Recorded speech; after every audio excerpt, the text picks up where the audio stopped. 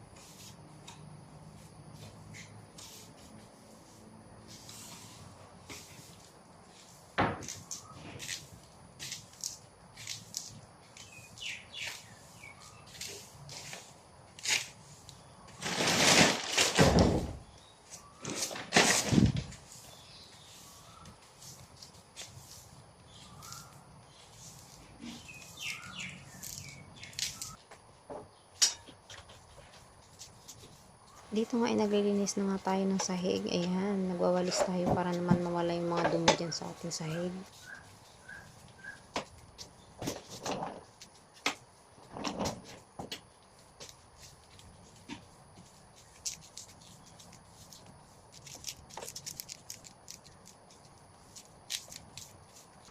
Siyempre, pagkatapos natin magwalis ay magmamap na tayo ng floor para naman mas lalong malinis yung kwarto ng aking mga amo. So, binilisan ko na lang ngayon dyan para madaling matapos itong video na to kasi hindi naman pwedeng sobrang haba yung ating i-upload ngayong araw na to. Ganito ang ginagawa ko araw-araw, maglilinis. Bahala ka na masawa.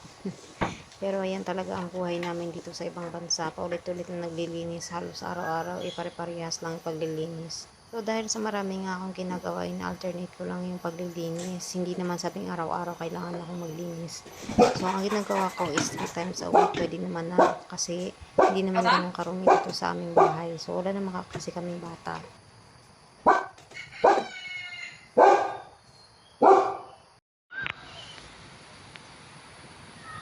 So, at ayan na ipapakita ko sa inyo yung aming paligid. Napakaraming puno dito sa aming paligid. Napakalawak ng paligid. Ayan, kung nakikita ninyo. So, napaka-presko ng hangin dito, lalo na sa umaga. So, masarap rin maglakad-lakad dito kasi hindi naman ganun kainitan. And ayan yung mga alaga naming manok. Ayan, marami ng itlog kaming nakuha dyan sa aming manok. May bibigyan natin sila ng pagkain.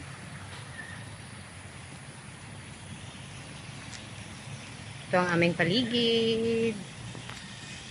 At syempre pagkatapos nyan, maglilinis na tayo ng CR. Ito rin sa araw-araw ko rin itong nililinis yung CR dahil araw-araw siyang ginagamit. Syempre kapag araw-araw ka na naglilinis, hindi na siya ganun karami yung CR. Naman ganun kahirap linisan. Kaya ginagawa ko siyang nag-general rin ako ng CR. At least once a week. So ginagawa ko siya ng ito. Pero kapag ganito na Monday pa lang, ay pinupunasan ko lang siya. Mga Wednesday na ako nagwa-washing ng CR.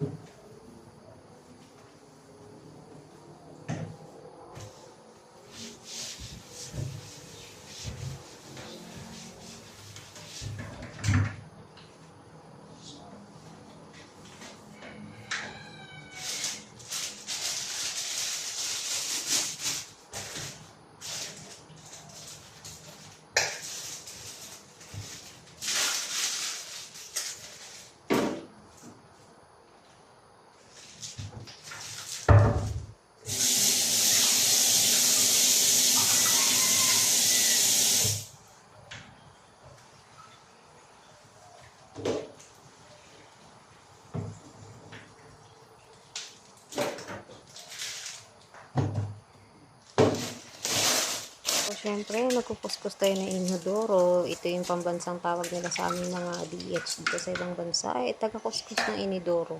Pero kahit nagkuskus kami ng inodoro, dyan kami kumikita ng malaking pera na ipapadala namin sa Pilipinas. Kaya huwag yung pagtawanan yung aming mga trabaho dahil marami siyang trabaho.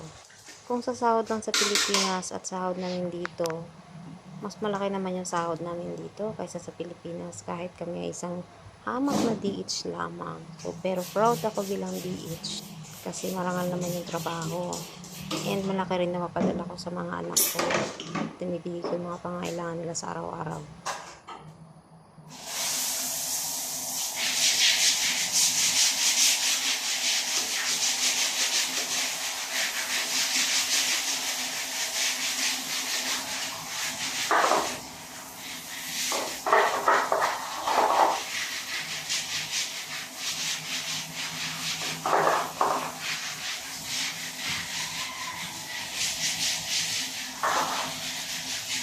Teka lang natin kuskusin para maging malinis. Maraming buhok-buhok at maraming itim-itim na tiles. So, kailangan natin siyang paputiin.